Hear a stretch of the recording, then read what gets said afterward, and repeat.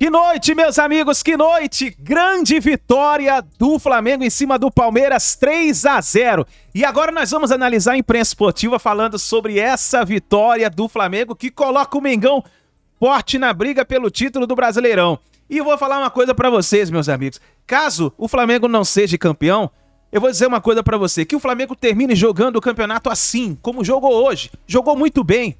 É um outro Flamengo nesse momento. Claro, o Flamengo está evoluindo, mas olha só, Everton Cebolinha jogou muito nessa partida. O Tite parece que conseguiu estabilizar essa crise que estava no Flamengo e hoje, nessa partida, os jogadores jogaram, hein? Jogaram. 3-0. 3-0. Vamos aqui, nesse momento, fazer o seguinte, explode o dedo no like. Vamos bater uma meta de 2.000 likes para esse vídeo. Para isso eu preciso da força da torcida do Mengão em peso aqui no canal. Você tá feliz? Deixa sua risada nos comentários aí pros palmeirenses, porque hoje, meus amigos, a vitória é nossa. A vitória é nossa. Vamos então pro vídeo de hoje. Vou deixar os créditos ao canal da ESPN Brasil, link na descrição como créditos. Bora analisar então essa grande vitória do Mengão. A mostrar quem é que vai ter garrafa vazia para vender. Então o torcedor tem que sair muito feliz no Maracanã no jogo de hoje. Esse lance aí a gente vai debater bastante. Vitor Birner, bem-vindo. Tudo bem, Paulo? Tudo bem. Boa noite a você, ao Pedro, Calçade, Jean, os fãs do esporte.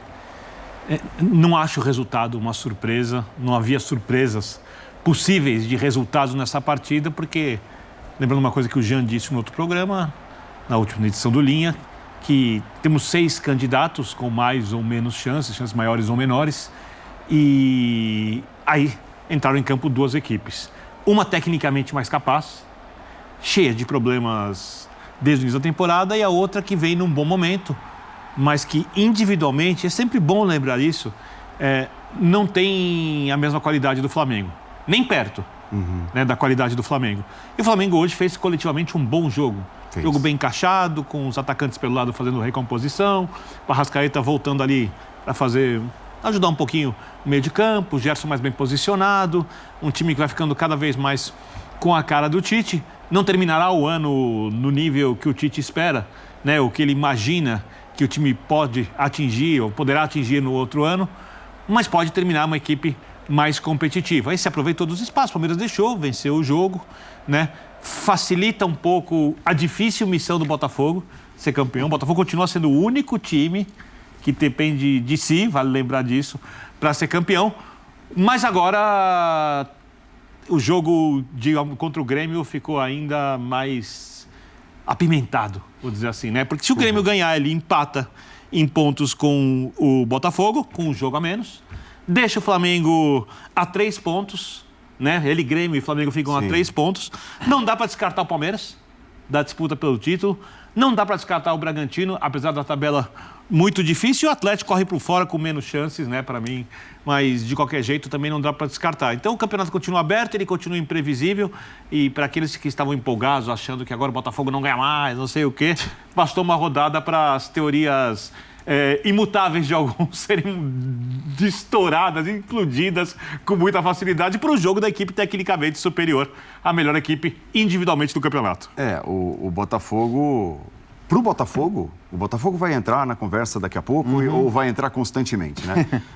Quando a gente for analisar justamente a disputa pelo título. Os melhores resultados possíveis nessa noite aconteceram para o Botafogo, né? Claro. A derrota do Bragantino e a derrota do Palmeiras, que é, na matemática, o time mais perto dele, né? Fora o Bragantino. Ou começou a noite sendo o time mais perto dele. Agora o Flamengo empata. Não quer dizer que a aproximação do Flamengo seja uma boa, mas isso. Olhando assim, rodada a rodada, recorte a recorte, a noite de hoje foi boa para o Botafogo. Pois é, boa noite, Paulo, boa noite, companheiros. E acho que hoje o Botafogo precisa olhar para isso, né? Quer dizer, o fato dele não ter sido superado por nenhum adversário hoje é uma grande notícia para o Botafogo, porque, enfim, a gente sabe a situação que o Botafogo vivia, a pressão e tudo mais. Mas é óbvio, né? E como lembrou o Birner, na segunda-feira, depois de Vasco e Botafogo, eu falei que, na minha opinião, eram 6 candidatos a título. E citei justamente o Flamengo, porque eu falei, o Flamengo que está todo mundo meio que descartando porque está na 6ª colocação, se ele vence o Palmeiras no Maracanã, que era evidentemente um resultado muito possível, ele se iguala ao Palmeiras em pontos perdidos. E foi o que aconteceu. Acho até que o jogo de hoje, de alguma maneira, traz mais do que os 3 pontos e esse empate com o Palmeiras nos pontos perdidos. Porque foi uma atuação muito boa, foi uma atuação convincente.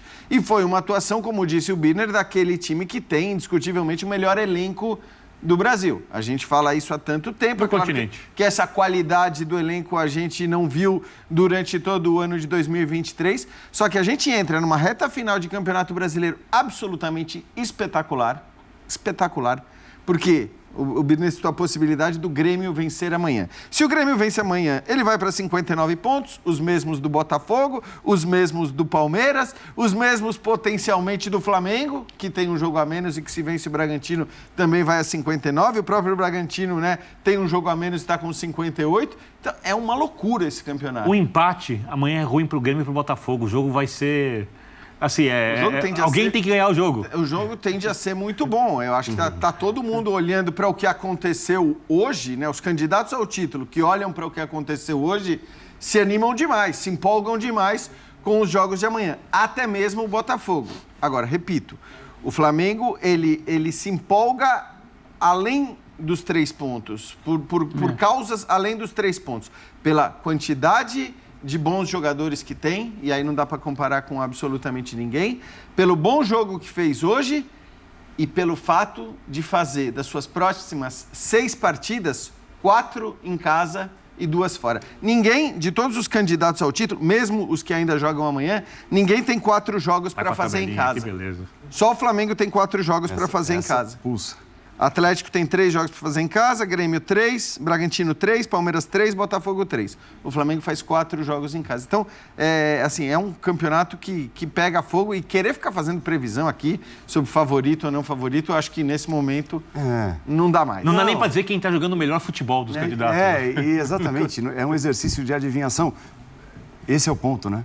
Porque até hoje era o Palmeiras, né? Pelas rodadas mais recentes. Paulo Calçade, bem-vindo. Olá, Andrade, companheiros, para você que nos assiste. O futebol brasileiro não é para amadores, mas como está cheio deles, a gente tem um campeonato sensacional. No final, a gente não sabe quem vai cair, 2 sim, mas 2 vagas ainda abertas e um monte de gente disputando o título. Faltando 5, 6 ou 7 rodadas, depende do time. Mas o mais legal aí é que no finalzinho do campeonato a gente viu um Flamengo que tem um piloto. O avião do Flamengo, o ano todo, ele viajou sem piloto. Perfeito. Né? Assim, os passageiros estavam no comando. Os passageiros são os jogadores. Aí apareceu um piloto ali e a gente poderia estar dizendo aqui agora, uma vitória do Palmeiras seria anormal? Não. Também é o trabalho de 1.100 dias de Abel Ferreira no Palmeiras contra 30 dias de Tite no Flamengo. E a história é totalmente inversa. Tem 30 dias do Tite vencendo 1.100 do Abel. Isso eu estou falando do tempo de amadurecimento do trabalho. É que o óbvio, né? O elenco é tão bom e tão forte que sempre uma gotinha de organização e um piloto que aparece ali para pilotar o avião, as coisas mudam radicalmente. E mudaram como? O Arrascaeta, será que o Arrascaeta vai jogar a partir de agora marcando como marcou hoje? Porque assim, o Arrascaeta ele era abandonado no centro do campo. No momento que o time se retraía, ele ficava ao lado do centroavante da vez. Ou era o Gabigol ou era o Pedro, ele não voltava. Ele fazia aquela sombra na saída de bola. O que fez o Tite? Linha de 4, tradicional que ele gosta, ele curte. 5 jogadores no meio de campo. Você tem Luiz Araújo, você tem Cebolinha, e esses caras querem lugar no time, né? Sim. Então você pediu para correr, eles correm. Aí, no centro do campo, um tripé. Com o Gerson e Arrascaeta. Gerson pega o lado esquerdo, Arrascaeta marca a saída de bola do Palmeiras no lado esquerdo do Palmeiras, direito do Flamengo. Com o Luiz Araújo. Então a bola não saía com Piquerez, não dava para armar o time. O time estava congestionado, tinha muita gente, tinha que achar o Veiga. Cadê o Veiga? Tem o Pulgar em cima, tá o Pulgar ali. O Pulgar era o homem do Veiga. Então, assim, aliás, o Pedro falando que partida do Pulgar. Foi tão bem. E no momento da saída, o Gerson vem receber, o Pulgar está adiantado. O Pulgar dá um passe maravilhoso para o gol do Pedro. Então, foi um Flamengo tão bem ajustado e tão bem trabalhado. Estou falando do trabalho do treinador. E tão bem representado pelos jogadores em campo, que deu gosto de ver. Foi um partidaço. Você, rubro-negro, tem que se perguntar, esse Flamengo já mostrou que é capaz. Tem que ter a mesma vontade sempre. Mesmo trocando jogadores, tem que ter. A organização do Flamengo foi perfeita.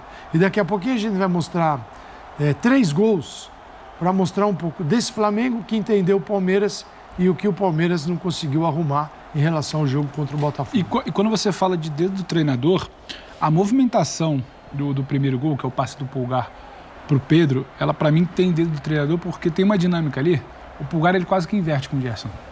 O Gerson vem, que não é dele, e o Pulgar avança como ele faz muitas vezes. E não é uma dinâmica natural desse Flamengo ao longo do ano, essa movimentação do Pulgar com o Gerson. Me parece, até bom ouvir o Tite depois, mas me parece que é algo pedido. Porque o Flamengo começa a dificultar pro Palmeiras, o início do jogo para mim é parelho, o Flamengo começa a dificultar quando os caras começam a sair de posição e quando eles começam a desencaixar. Porque o Palmeiras tinha um bom encaixe ali no início, as 2 linhas de 4, né? O Gomes pela direita, o Mike numa segunda linha, e quando começa a desencaixar, movimentar os caras da frente, esse desencaixe do Pulgar, aí o Pulgar sai com a bola no pé. E a gente comentava na redação, eu estava falando com o Vitor, o Pulgar é o cara que em qualquer momento do ano, ou o técnico é ruim, ou o time não está bem, ou está pressionado, ou não ganha decisão, ele está jogando bem. Ele está jogando bem. E agora é o que o Calça falou, né? Botou um piloto ali, tem qualidade, aí você vai potencializar. E quando ele inverte, se eu não me engano, é o Zé Rafael. É o Zé Rafael que fica nessa. O Veiga veio para acompanhar, que estaria um pouco mais na frente, o Zé Rafael não acompanha. Esse desencaixe ali, para mim, dos 15, 20 minutos, se eu não me engano, do primeiro tempo, começou a dificultar o Palmeiras. E aí, depois do gol, o Palmeiras se desequilibrou. Aí eu vi um Flamengo bem superior. Aí, para mim, tem um dedinho ali, porque não é um movimento natural desse Flamengo, algo que vem sendo repetido ao longo do ano. Me parece que foi um ajuste ali do Tite, até no primeiro tempo, talvez, eu não sei se ele tinha conversado. Mas tem uma inversão ali, para mim, o desencaixe no primeiro tempo dificulta bastante a vida do Palmeiras. É uma coisa que parece, a gente precisa esperar um pouco mais para saber que está mudando, é o ambiente interno do Flamengo. Que foi o grande desafio da equipe na temporada, porque para os jogadores executarem a ideia do técnico, eles precisam entender. Para eles entenderem, eles precisam entrar em campo pensando no que os técnicos pedem. E respeitando o que os técnicos pedem. Entendendo que existe alguém ali que estudou. Aceitando, respeitando. Vou fazer. Que, inclusive, não é só o técnico, é a equipe de análise de desempenho, que estuda os adversários, tem um monte de gente trabalhando com o técnico na preparação da ideia que vai ser implementada. E quando você tem um time da qualidade do Flamengo, você não pode ter um volante que fica muito, o outro constrói, o atacante que só joga de um lado e não sei o quê. Sabe, você precisa ter um time em que os jogadores joguem. Porque o Flamengo, ele é tecnicamente com a bola. E quando a gente faz os elogios ao elenco, é com a bola. Sem a bola, é equipes que você pode comparar com o Flamengo. Equipes que têm a capacidade de marcação do Flamengo individualmente. O Flamengo, inclusive, abre mão um pouco disso para ter jogadores mais técnicos. Só de citar, por exemplo, a Arrascaeta. Será que a Arrascaeta vai passar a marcar dessa forma em toda a temporada? E no ano que vem, caso continue, porque eu fico me perguntando se o Flamengo vai começar a temporada com um elenco muito parecido. Se vai sair um jogador, se vão sair 2 jogadores. Porque, no final das contas, isso tem sido o problema do Flamengo. Não tem sido a capacidade individual, não tem sido o potencial, tem sido a manutenção do grupo dos jogadores enormes que o clube tem. Hoje foi um jogo que os jogadores grandes que começaram jogando mostraram que querem ficar. Porque eu tenho avaliado, e respeitosamente, é uma metáfora, tá? Esse período do Tite de adaptação, de tentativa de classificação a Libertadores e, quem sabe, de entrada na disputa pelo título brasileiro, como uma grande peneira. Os jogadores nem agora mostrarem que eles estão a fim de ouvir o que o técnico quer dizer, se tentarem entender o treinador, se mostrarem no dia a dia, não é só no jogo, comprometimento, para que a equipe consiga jogar melhor as partidas, não servem para o ano que vem. Então, por exemplo, Pedro estava desmotivado. É outro jogador, desse jogador do Tite. Arrascaeta, jogar muito com a bola. Sem a bola, hoje, sabe, passar muito tempo machucado, e aí não sei como é que era a questão do empenho na recuperação do dia a dia. Né? Porque você não pode ter um jogador que só vai jogar com a bola. Esse cara que joga com a bola é o Messi no ápice da forma. É o Cristiano. Ninguém mais. Até o Haaland ajuda na marcação no City.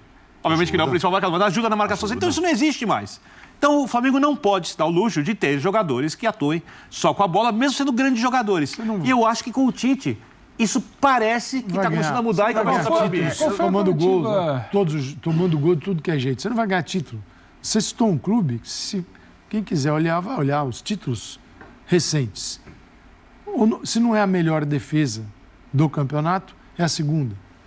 Por 1 gol, por 2. Então, assim, para ganhar título, e é o time mais ofensivo da liga, o Manchester City. Então, você pode ser super ofensivo e defender bem também. Claro. Né? Resumindo o futebol, atacar e defender com máxima eficiência. Ponto final. Está resumido o futebol. Você conseguir fazer isso, não precisa de muita teoria. Hoje o Flamengo atacou e defendeu com máxima eficiência, a ponto do Palmeiras acertar uma única bola. Só daqui a pouquinho vai sentar o Abel, tá? Boa, então, vamos ver. Beleza. Daqui a pouquinho também conhecido Enterrou como agora. já. Tá? Então vamos ouvir ao vivo o técnico do Palmeiras, Abel Ferreira, depois da derrota do time. Meus amigos, que vitória, hein? Que vitória, que jogaço, hein? O Flamengo parece que voltou. Pelo menos foi o choque que o Tite deu aí no Flamengo que fez com que o Flamengo fizesse um partidaça no Maracanã e vencesse o Palmeiras por 3-0. Agora, a minha pergunta pra vocês é o seguinte: e aí, ainda dá pra acreditar no título? Escreva nos comentários, deixa a sua opinião e a gente se vê no próximo vídeo.